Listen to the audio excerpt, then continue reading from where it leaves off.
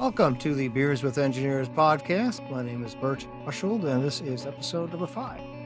Today I talk with Nate Rollins, who is an independent contractor in Massachusetts like me, but he has been doing it for much longer. We talk about how he got into contracting, why he stays in it, and why he never endeavored to expand his company beyond himself, and some part-time work from his son. Some interesting snippets of the conversation include buying cyanoacrylate, also known as super glue, by the gallon, Ford 3-in-the-tree stick shifts, and maybe the first 3D printed snack food. And of course, we talk about his personal motto, that is, his network is his most valuable resource. Knowing Nate as long as I have, there was really little choice in having that as the episode title. Let's get into the conversation. Today's guest is an engineer that I've known since about 2007 or 2008. His name is Nate Rollins. Welcome to the podcast, Nate. Wow, has it been that long? I think so. So we first worked together when I was an employee and he was a contractor. And then he became an employee at a sister company where I was working. And then I left to do other things. Those other things didn't pan out, so I ended up using my safety net of being a contractor. So the next thing happened, Nate decided to go back to being a contractor. So who filled in for him at the company where he was working, you might wonder? None other than yours truly. And that was back in 2011. After a few years, I chickened out of the contractor game, well, temporarily at least, because I'm back at it now. But Nate has stuck it out since then. And so it kind of seems that as I was going through our history, we're kind of like a tag team engineering, well, a couple of tag team engineers, I guess you might say. So that said, Nate is not only a good engineer, but he's also an excellent CAD operator and he's a first-rate person who I'm pleased to call my friend and not just a fellow engineering colleague. Thanks, Bert. Let's go from there. You're very welcome. So 2 things to get out of the way for starters. 1, are you in fact drinking a beer? If yes, what is it? If not, what would you like to be drinking if you were drinking a beer? Well, Bert, I did take the opportunity to indulge in a beer on a Thursday evening, and I'm drinking a Cloud Candy, a New England IPA from Mighty Squirrel, relatively local brewery in Waltham, Massachusetts. And Okay. that is one I have not heard of. Okay. So you're an IPA drinker? Yes, I am. Okay. So the next item to get out of the way. Do you know any engineering jokes that you can share with us? Yes, I do. But it's not funny because, and I'm not good at telling jokes. I'm a good engineer. I'm not a good comedian. But I guess you're going to ask me to tell my engineering joke, aren't you? Oh, I absolutely am. I absolutely am. And if it doesn't work out, it's the writer's fault and not the deliverer's fault. We'll make that clear up front. Well, I know a funny joke that is actually, it involves an engineer, but it's not making fun of engineers. Not close enough. But I'm going to tell another joke. It doesn't have to be funny. Some engineering jokes compliment engineers. Yeah. Okay. So, those. well, I'm a little embarrassed because I'm not sure who the audience is. After all, we are recording this, publishing it as a podcast, but I will say, I'll tell the joke as best I can. And my disclaimer is that I'm an engineer, not a comedian. I already said that. A mathematician and an engineer and a statistician, they go on a hunting trip. And the mathematician is carrying a high-powered rifle with a scope and a tripod. It's a sniper's rifle. And they're going through the brush, and the engineer has the binoculars and he sees an elk. And it's probably 3/4 of a mile away. But the rifle that they're using to hunt is very capable of that range. So they agree to set up the rifle on the ridge and where they have a view of this elk.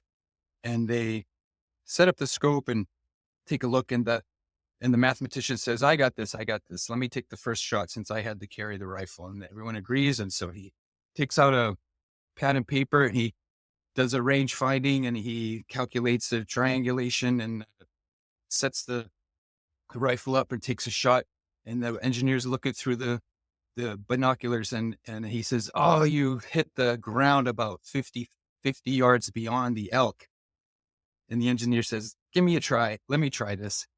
And so he gets out his pad of paper and he does his calculations and sets up the shot and he pulls a trigger and the statistician is looking through the binoculars and he says, "Oh, you were 50 yards too short."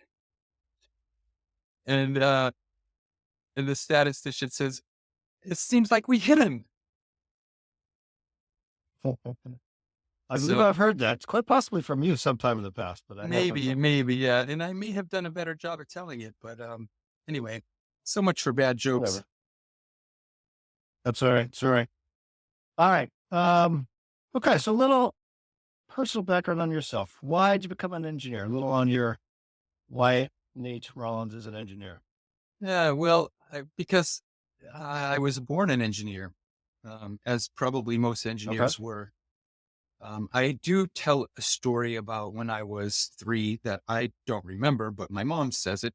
That when I was just a young tyke, I made the observation that our car had the gear shifter on the floor and our van had the gear shifter on the steering wheel. And I asked why. Why was that so? So I think just an observation like that tells anyone that that there's a way of thinking in a young child's mind that is that child was born an engineer, and so Right. Right. that was the start of it all. But then the reason why I chose to go to college as a young adult and study engineering was when I was late in high school, I went to a guidance counselor, and the guidance counselor gave a little test, a multiple choice test, just to kind of gauge the person's interest. And the results of the test I remember were plotted in like on a polar coordinate with an oval centered on the circle and shifted one way or the other about the center. And the ends of the oval pointed toward diametrically opposed career paths. And one was horticulture and the other was mechanical engineering. Now, why those two So things? those are your Those are the oh, two recommended career paths for me after taking that test. What well, they, fair horticulture is pretty technical. I mean, yeah, you want to and grow as much food and grow your plants well, you that's science behind that. what's interesting that I've thought of many times is that those two professions there's a fair bit of overlap too in terms of efficiency in growing food and plants and figuring out what makes them grow and how to provide those things. And so anyway, I didn't know what either one of them were. Um, and Okay. I went to the library and got a book made out of paper and looked up those two professions and found that I liked both of them. And when I talked to my mom about it, she said, "Oh, well, your grandfather was a mechanical engineer." And I said, "Oh, okay, there you go." Cool. So the what I'm intrigued about was the van with Hmm. was that a three in the tree, as we used to say? Oh, yes. Yeah. Did you ever so we had a 1970 Ford van, was three in the tree. We did all loads of kids in it and went camping and whatnot.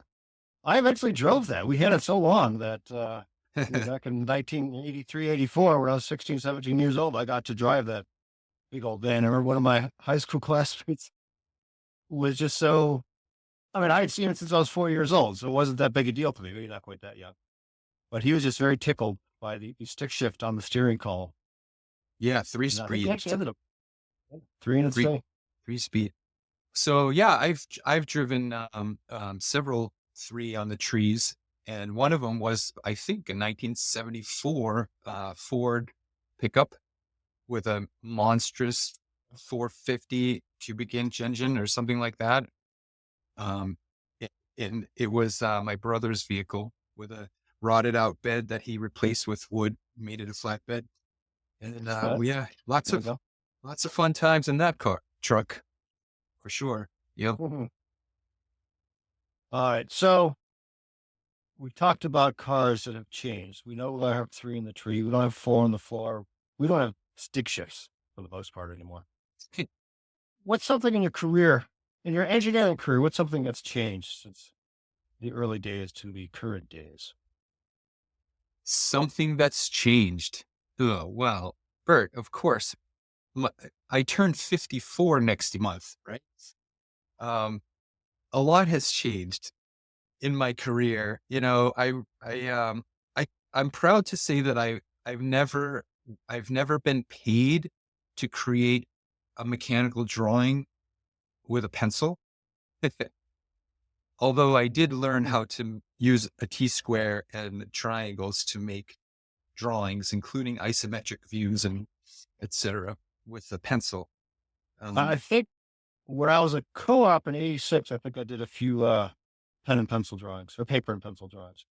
as a Yeah. co, Anyway, so continue. I got a few s- years s- on you, but not too many. so you were a professional draftsman, For a while. at For a least for a while. little while, right? Right. As a co-op student, yeah. No, so that's obviously something that has changed quite a bit. Is the technology that we use. The idea of 3D printing a prototype and iterating on that so rapidly is really astounding in terms of how life was when I started my career. I remember the first time experiencing a 3D printer. It was an FDM printer made by Stratasys. The build platform was an open cell foam that was held in place with some steel pins that you would remove the pins and tear the print off of the foam. And if you were lucky, you would get a nice release so that you could actually reuse the foam once or twice. But most of the time, it just tore a big chunk out of the foam, and you had to use another semi-rigid open cell foam to build on. Shortly after that, we acquired a Z Corp printer, which I don't know if you have any familiarity with that, but that was Rings a bell. That rings a it. bell. It was a vat of powder, and they used a talcum powder, or they used a sugar. What was the sugar that they had? I can't remember. It was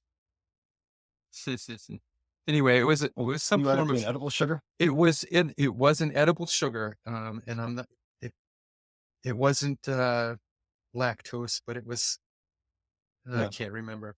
Anyway, it's not important. But the salesman who sold Z Corp printers would 3D print little Darth Vader heads that were about the size of your first joint of your thumb. And at trade shows, he would eat them. It's a party trick, kind of. And they were, That's they were. great. And the cool thing about this, the Z Corp technology was using the print head from an inkjet printer, and instead of squirting ink out of those portals, it would squirt a binder, which was which you could choose a sugar water. Mm. And so you would bind this sugar with a sugar water, and it would turn into a solid, and it would just print layer by layer. And the platform of the print of the vat of powder, like a square bucket of powder, would get a layer spread over top of it, and then the printer would go over and solidify that layer, and then it would spread another thin layer of powder. Um, it was it was pretty archaic, but for the builds that we were making, we didn't use the sugar method. We used the talcum powder and some other type of binder that was not as edible, and then to give the part some strength, afterward you would impregnate the model with cyanoacrylate, which was rather messy at times and also quite smelly. If you could imagine like all of that surface area of cyanoacrylate wafting through the air, it was Mm. made your eyes water. I love But the smell of cyanoacrylate in the morning. yeah, it definitely is a very distinctive odor that I don't really dislike until it's strong enough to make your eyes water, and then that's not a good thing. But I don't know many people who actually would go out and buy cyanoacrylate by the liter. And I remember finding a distributor for adhesives, really good guy, probably worked out of his house way back in the late 90s. And he ran a company called, I think, American Adhesives it was. And I would meet him in the Okay. parking lot of a movie theater in Lawrence, Yeah. Massachusetts. Oh, And all right. and he would deliver, a box of 4 liters of cyanoacrylate. I just felt a little awkward doing that. Yeah. I mean, it almost sounds like, a movie from the 90s. It's like some terrorist is going to get a gallon of cyanoacrylate, lay it around, and I don't know what with it, but it seems like he could do something a bit nefarious with the amount of Exactly. cyanoacrylate. Definitely with a It's kind of needle. like today, you can't go. I mean, today you can't even go buy Sudafed. Well, if Right. people buy it by, the truckload, and they make meth with it. I think that's what they make. Yep, yep, that's But right. Yeah, I saw Breaking Bad. I know so all about something I'm not, the only things I've seen of Breaking Bad is what the Mythbusters talked about on their show. I don't think I've seen anything else besides what the Mythbusters showed. well, I missed But that episode. I don't know so, what that. something I was just thinking about quite recently, last day or two, is I'm, working on this project, and, it's a console and a three-piece housing and a chassis that a whole bunch of different parts are attached to, and you got to make it all fit together, yada, yada, yada. And my first job, also my second job out of college, I worked at Ethicon in Cincinnati doing medical devices. And we had, I was hired as an engineer, and I was working on developing a product. And I had one, sometimes two, we call them designers, mechanical designers, as opposed to an industrial designer, who they worked on the CAD, and they did the CAD work. And, I would kind of, it's, I'm not sure exactly where it would start, but a typical day would be I'd go sit down with my designer, Darren, and say, all right, what'd you finish up on yesterday? What are we still working on? What are the problems? And, well, I'm trying to get this to work, and this doesn't work, and this fit interferes. And so we'd spend 10 minutes or half an hour sketching things on a piece of paper, figuring out how to solve it, just general concept, and, make it so number one. I'd walk away and he'd go do that, and I would do something else, which I can't even remember half the time what it was that I used to be doing. That doesn't happen anymore. At least in my experience, that doesn't happen anymore. The mechanical designer who takes direction from an engineer, I don't know that it exists. I mean, I'm right now as an engineer, I am the engineer and the designer and the CAD operator all in one. And, that console I was working on today is like I started it, a week and a half ago. Oh, we got a design review next Wednesday to start making prototypes. And I'm going, 40 years ago, one person could not have done that. It would have taken 10 people, 3 months, and a couple of iterations of prototypes in between. And, so I guess that's my long-winded, the mechanical designer seems to be a profession or occupation that's largely gone. I haven't heard of one in a long time. I don't know. So I'm going to use that to dovetail. Remember using dovetail on that project? We had a lot of dovetails on the one project we worked on. That was the phrase of the day. Anyways, um, and I'm just wondering that your perspective on that might be different because, as we talked about not too long ago, you've been doing contracting largely from the beginning of your career, correct? That's true. Yes.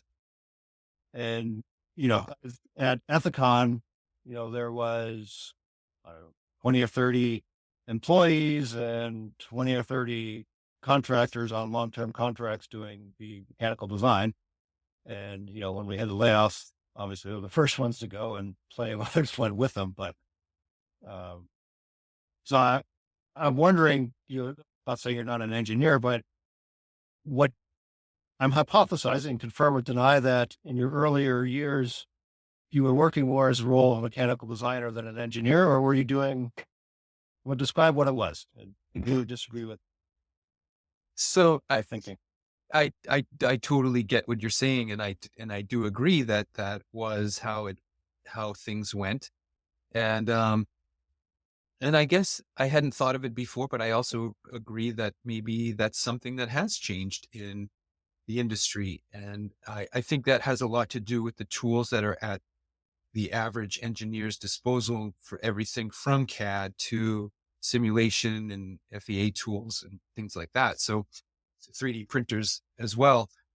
We've got tools now that can fill in for all of those different roles. I will say that you're right. I do consider myself a design engineer and not your traditional, typical mechanical engineer. And I'll explain that a little bit.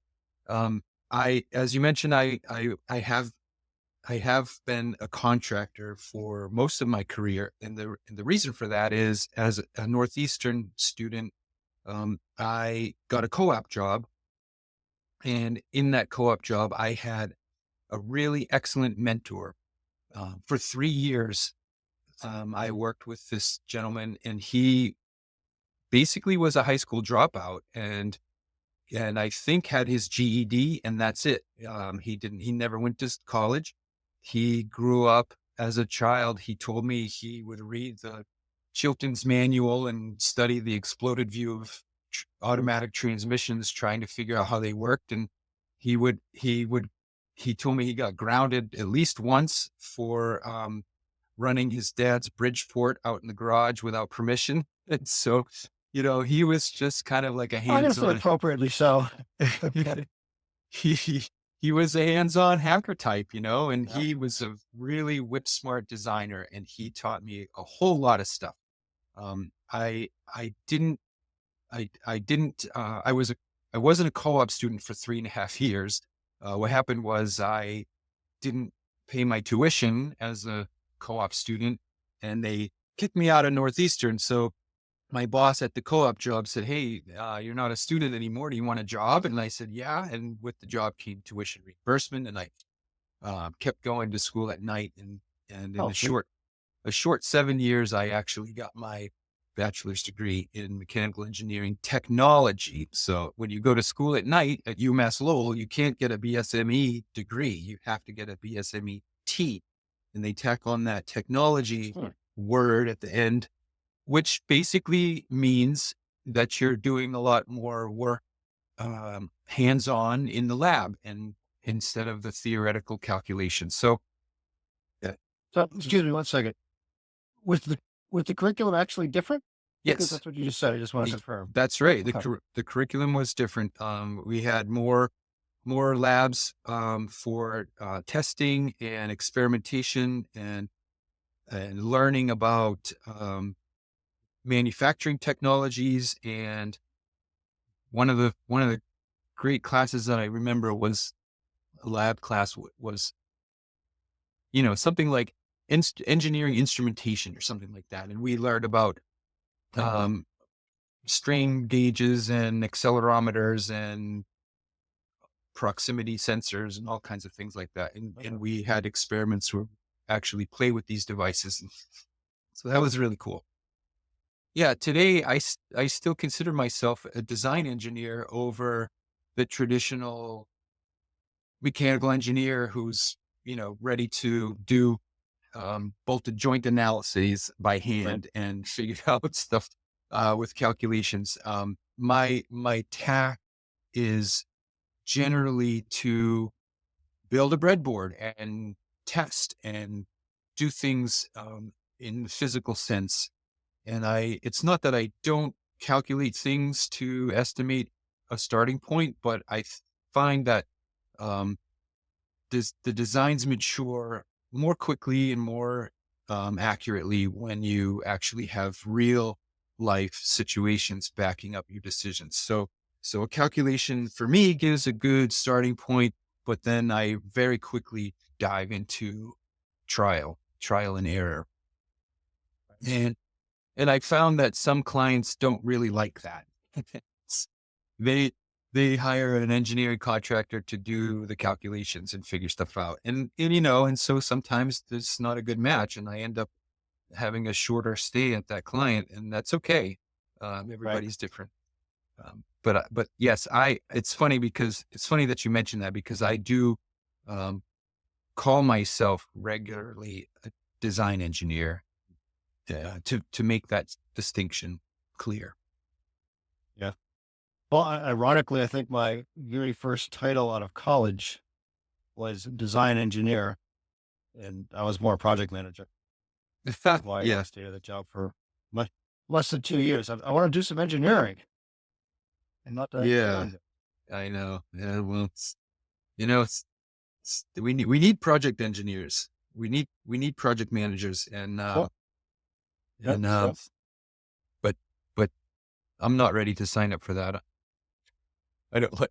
I don't Yeah. particularly like it. We could talk about for a while. Though, and interestingly, something I just realized a couple days ago, you are whopping guest number 5, Ooh, but you're the first one who is strictly an engineer. The other ones have been, program managers or, you know, directors, vice presidents, owners. One's not even an engineer, employed as an engineer anymore. So you were the first one that is first, foremost, and primarily an engineer. So cheers, mazel tov, whatever you want to say. cheers. Well, thanks, Bert. But you know what? I'll drink to that. I have to refute that, because honestly, I am the CEO and president and project manager and janitor of my corporation that I run. And so, with an employee base of 1, that's me. Well, actually, my son is on the payroll as well. I've hired him as a part-time grunt, and he does some work I for was me here wondering and if you're there. going to throw that at me. What's that? There you go. I was wondering if you're going to throw that at me. And that's not very good form to make the host look bad. Nate. Friendly invite between you and I. What do you mean? How did I make you look bad? I said you were one thing and you denied it and said you were something Oh, else. well, that doesn't make you look bad. I'm just my, saying, my ego is very easily bruised. very fragile. I'm sorry Well, about that. that's all right. I'll get over it. Well, Well, no, but I am an engineer, and if I were more of a business marketing, human resources, then my company would not have 1 employee. It would have probably 20, and I'd be, on a beach somewhere scratching my belly, retired. But no, I am hmm. an engineer, and that's why I'm stuck where I am. So that I'm not sure I've heard you say that before. So I'm going to put words in your mouth. It's a lack of the non-technical skills, for lack of a better word. I'm going to start over again. So you have ambitions for Bear's Feet to be bigger, but it's not, and you think it's just your skills, interests do not fit well into that somewhat of a goal. Would that be correct? Well, that's an interesting observation about what I said. I don't think that I ever had real strong ambitions to grow my company and become, a quote unquote design firm or some other entity like that. But Okay. how can you be in this world and not think about it occasionally? And so, um, Fair enough.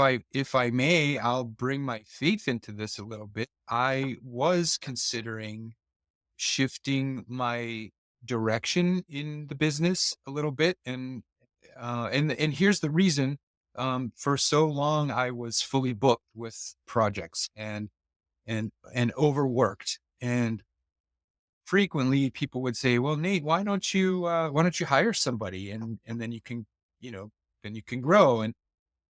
And I would always say, "Well, yeah, well, the day I hire somebody, then I stop being a design engineer, and I start becoming a manager, and I Mm. have to manage other people Right. and check their work. And that's not really what I want to do. But then, after hearing that for literally years, I started to think, well, maybe that is something that I should do. And so, I mentioned my faith. I prayed about it and asked my God if that was something that I should do. Should I pursue growing the business, or should I just stay with the status quo and be an independent? And I sort of got an answer. I might even consider it a miracle that I heard pretty loud and clear that I should just do whatever I want.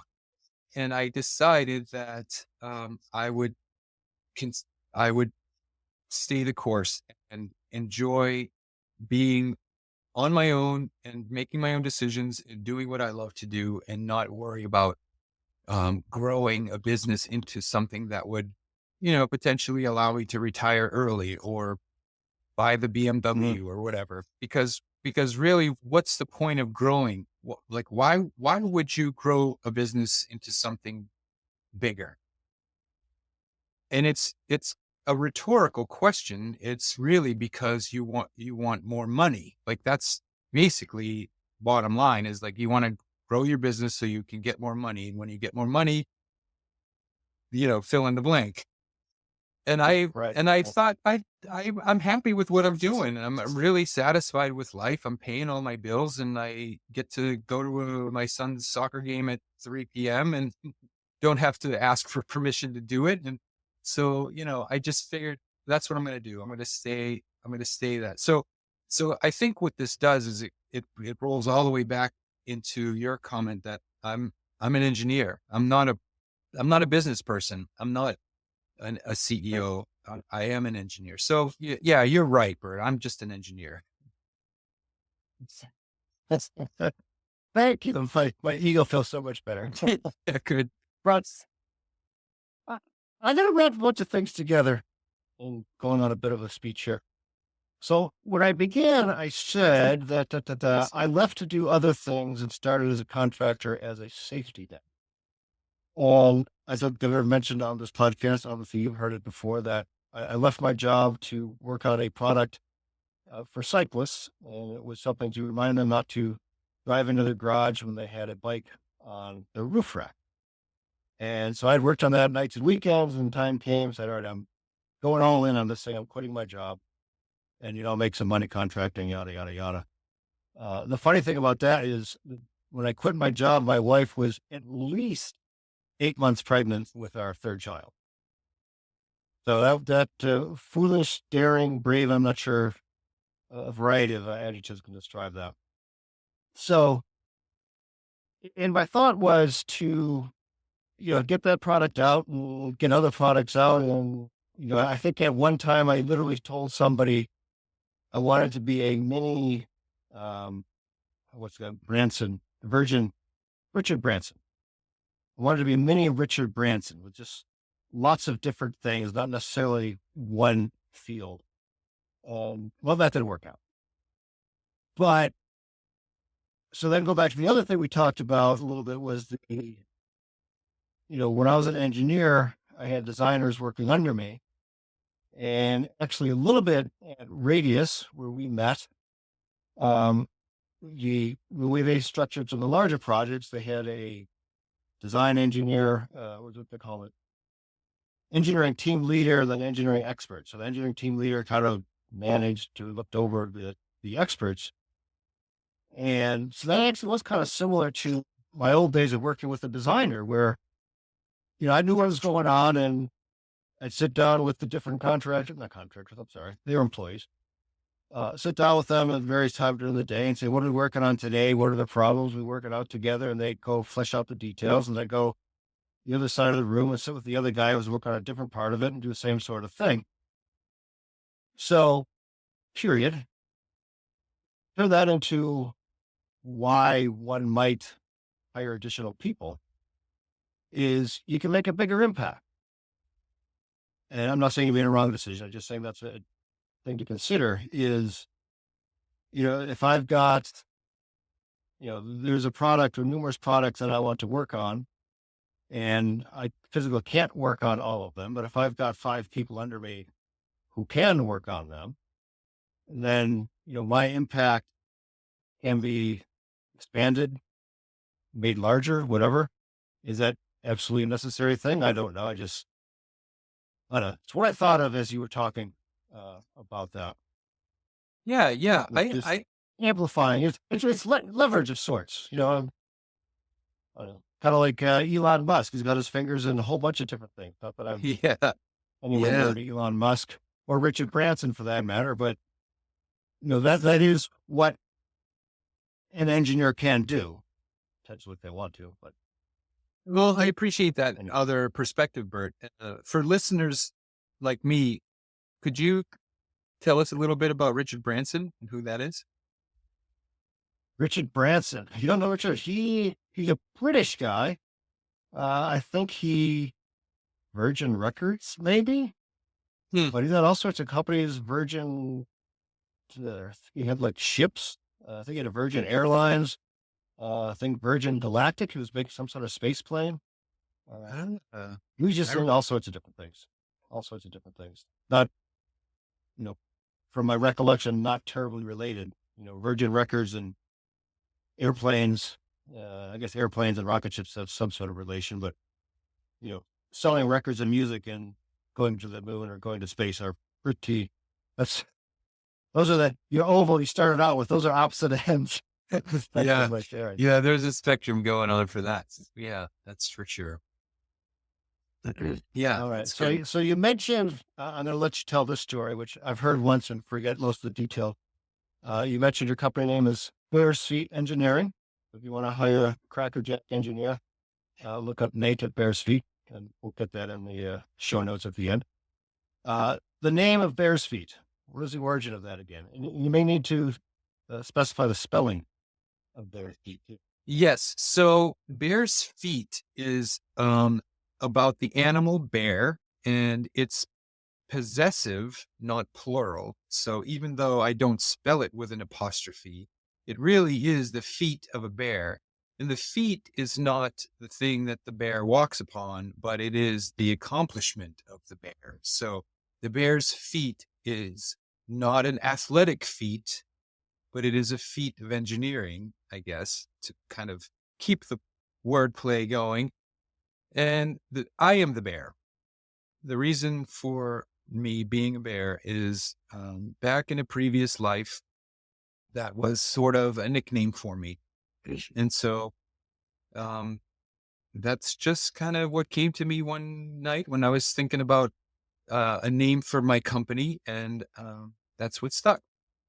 What's interesting is that that day that I thought of the name for my company, I was really not thinking of starting a company anytime soon. What's interesting is when I was in college, I thought and said to my friends that I was planning to start a consultancy when I was 50, because that would be not really retirement, but it would be a way to, approach retirement and have some free time and enjoy my life before retiring.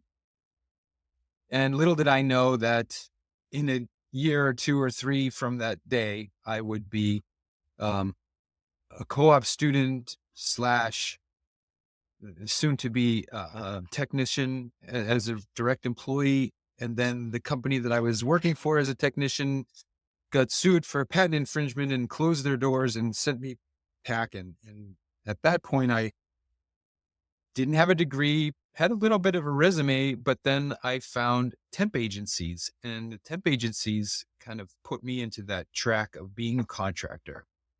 And for many years, I was a contractor, and not as through temp agencies. And then Okay. at some point, my career matured enough, and my network, which is a very important thing to me, also grew enough so that I could sustain my employment without needing agencies to find work for me. And I think it was right about the time when you and I met, Bert, that the that my contract with the temp agency ended. And on that day, I went into Mike Susi's office and said, "Hey, I'm not under contract anymore with agency XYZ." And he said, "Okay, great." And so we basically split the difference that the agency was charging, and I got a nice hefty pay raise, and he got a nice discount on my help. So it was a great thing. And then from that day forward, I've actually never used an agency again. I've I've been gainfully employed through my network and word of mouth. So, and Okay.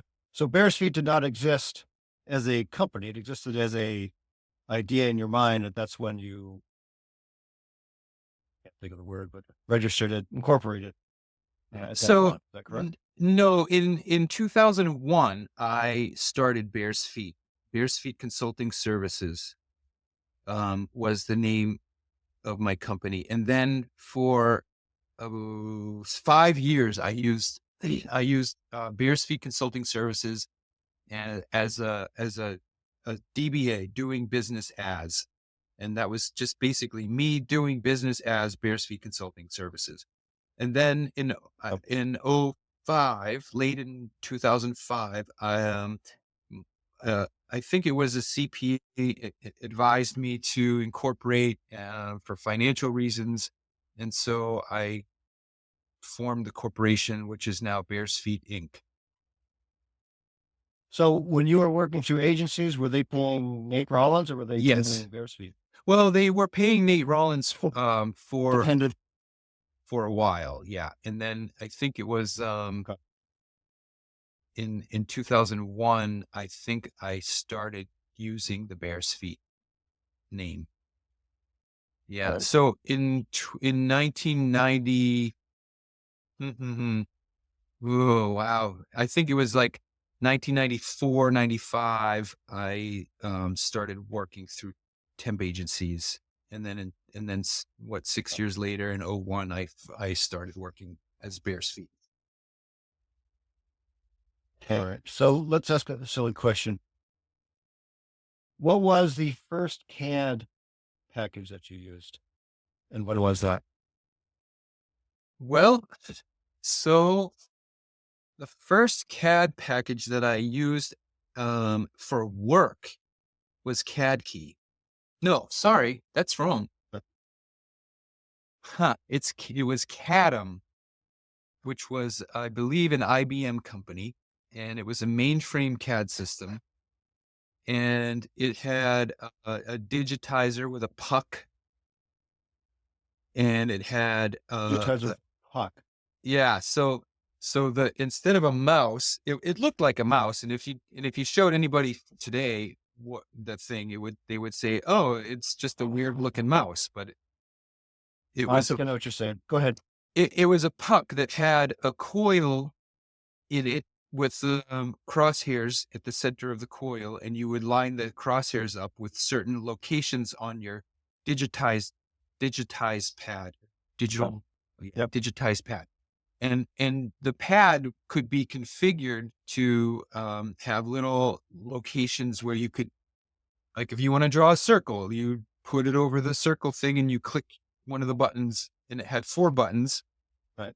and you ran your CAD that way. And then on the left side, there was a keypad, and there was a matrix of, I'm going to say, maybe 16 buttons that they were like keyboard, old school keyboard buttons that you would push to enter different functions of the CAD system. And it was a true 3D wireframe CAD system, but the company I was worked for never ever touched anything in the third dimension. It was all 2D In CAD. 3D. Okay.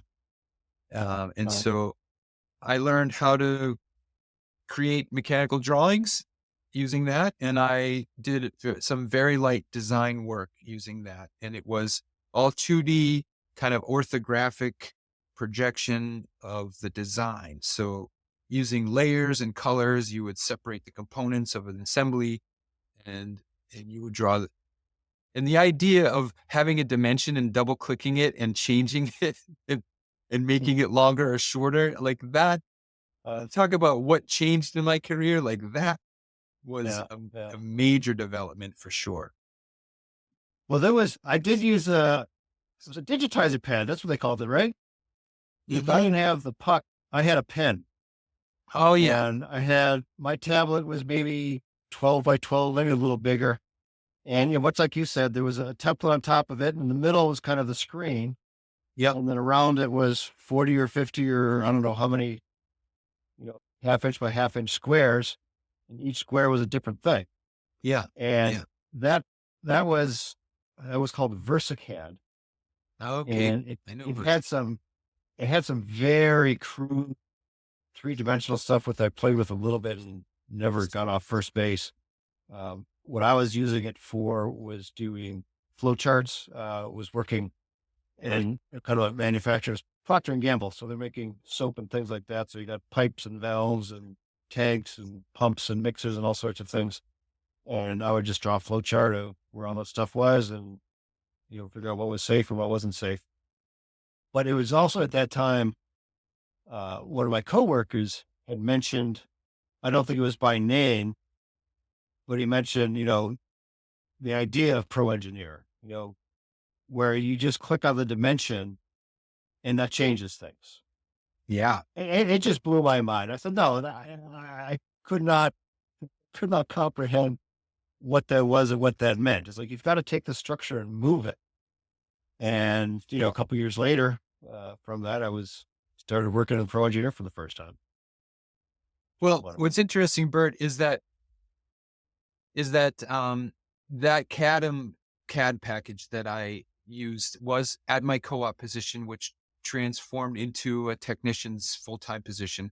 And while I was working there, PTC came and did a demo, and they went into a conference room and they put up on the screen or projector or something, Pro Engineer, and they demonstrated. And I did a little research when I recently redid my website. I did a little research and found out that because I knew what year that was, they demonstrated, I believe it was Pro Engineer version 6 or version 5 or something like that. It was Okay. in the single digits for sure. Yeah. It was very early on. And the mentor that I mentioned, who was not an engineer, he was a designer. We got out of that. I was floored. A lot of people were floored by that demonstration of what In it a could good way, do. I'm sure, right? In a good way, yeah. Okay. It Making sure. was very impressive, and everyone was oohing and ahhing over this new technology. And my mentor, who was a real dirt floor kind of shoot from the hip kind of guy, we get out of there and he's like, "That's a stupid thing. Can you imagine? Did you It'll count?" never fly. Yeah, he's like, before he even had one line up on the screen, I counted, he did 47 clicks, and I was, and I was like, well, and you and I both know Pro E very well. Oh, Yeah, yeah. that's true. There's a lot of setup that had to happen before you could draw one line on the screen, so, um, I did once, I don't know, some sort of social media thing. I just was upset with Pro Engineer at the time and said, "Dear PTC, I do not get paid by the click." Yeah. To no one in particular, but it made me feel a little bit better.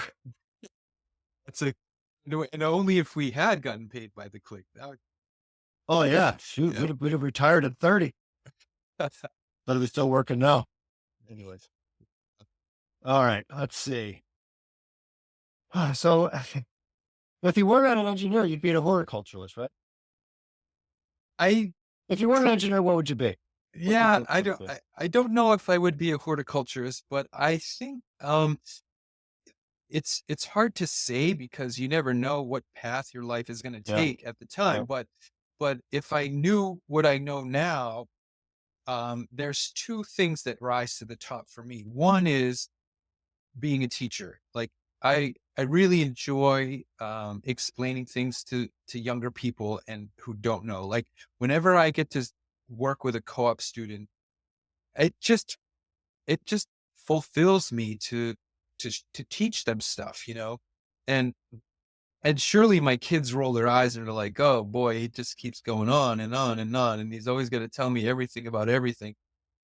but uh, but I enjoy it, so I think that's one path that I might I might have taken or I could take. If, and if only teachers got paid what they were worth, man, I would choose Yeah. that Right. career in a heartbeat. Right. Right. And it's a travesty that they are so underpaid.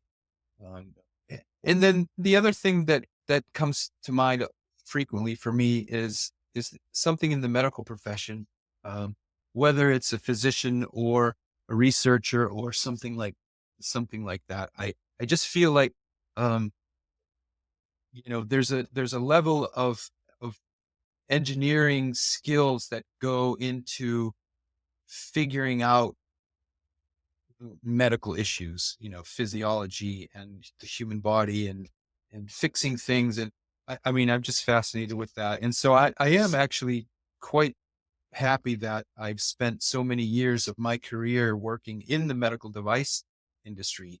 And so that's a good thing because I get to Yep. see that. And that's probably the reason why I think I would enjoy it and be good at something in the medical field is because I am exposed a little bit to it.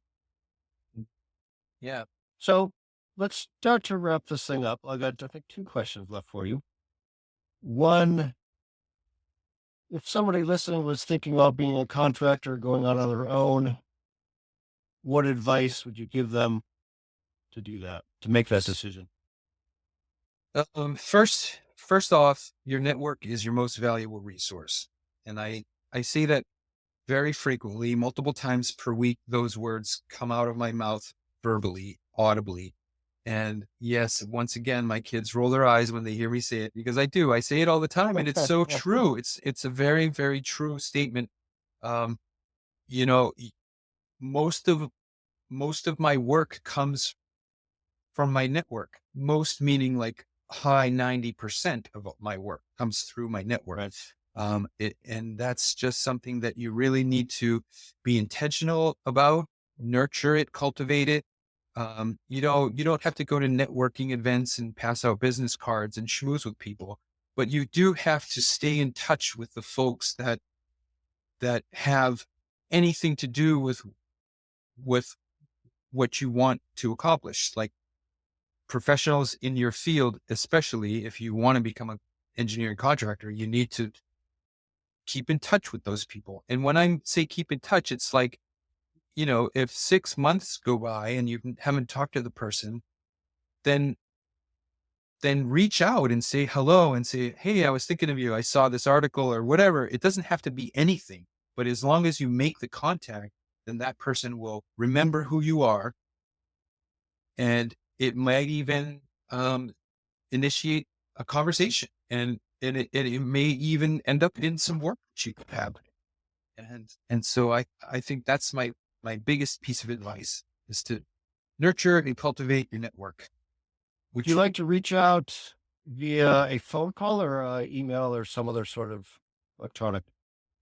um I think an email is perfectly acceptable, and but a phone call you kind of it's easy for a phone call to feel more awkward when time has gone by. Yeah. If you have a Yep. real reason to talk to the person, then a phone call is ideal because inevitably, Yep. whenever you make a verbal connection with somebody, you end up talking about things that just bring you closer together, and it's the relationships that Yep. really matter when you're working on professional um, relationships. Even the personal things that come through mean something and and are valuable. So if you have All right. if you have the guts or a real reason to make a phone call, then that would be my first choice. But an email just to say, hey, I was thinking of you because of whatever, and that's perfectly good too. And don't let your wife being 8 months pregnant stop you either. I can speak from experience on that one.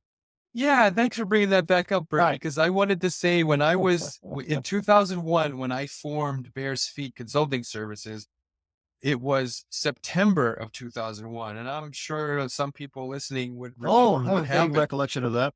Yeah, and so it was Mm. early September, and I was literally putting stuff in a box on my desk at Sterilite when I was working there as a full-time employee because I had given my notice a couple of weeks before, Oh, and my wife was 3 months pregnant ah, with our ah, first child. And so I forget the three words that you use to say brave and oh. stupid, or maybe Yeah, are two brave, of them, foolish. I'm not sure what those. There's a whole foolish. variety. But the most amazing thing, yeah, maybe not. But anyways, when I gave my boss notice, and he wasn't terribly surprised because they knew I was looking at doing that. And he said, "So a lot of sleepless nights." I said, "No, not really.